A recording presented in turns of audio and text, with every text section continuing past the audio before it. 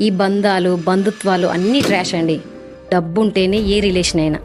నీ దగ్గర డబ్బు లేదని తెలిసిన మరుక్షణం నీ నీడ కూడా నిన్ను వదిలేసిపోతుంది. వెలుతురు లేని చోట నీడ ఎలా ఉంటుంది? కానీ ఎవడైతే ఈ చీకటిని గెలిచి బయటకు వస్తాడో వాడు చాలా పవర్ఫుల్గా ఉంటాడు.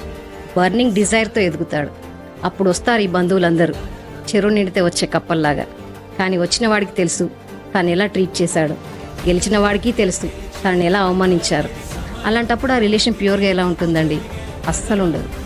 అయినా అప్పుడప్పుడు డబ్బు లేని తనకు కూడా మంచిదే లేండి. మన వాళ్ళు ఎవరో పరాయి వాళ్ళు ఎవరో తెలుస్తుంది కదా. నిజమే కదా. ఎప్పుడూ ఒక మనిషి ఒకటేలాగైతే ఉండరు. ఒకసారి కింద ఉంటారు, ఒకసారి పైన ఉంటారు. పైన ఉన్న వాళ్ళు కిందికి రావచ్చు, కింద ఉన్న వాళ్ళు పైకి పోవచ్చు. కాబట్టి ఆ మనిషిని అర్థం చేసుకోవాలి అంతే. ఉన్న వాళ్ళందరూ మంచివాళ్ళు, లేని వాళ్ళందరూ చెడ్డోళ్ళు అయితే కాదు కదా. Okay, bye. వీడియో నచ్చితే లైక్ చేసి సబ్స్క్రైబ్ చేసుకోండి.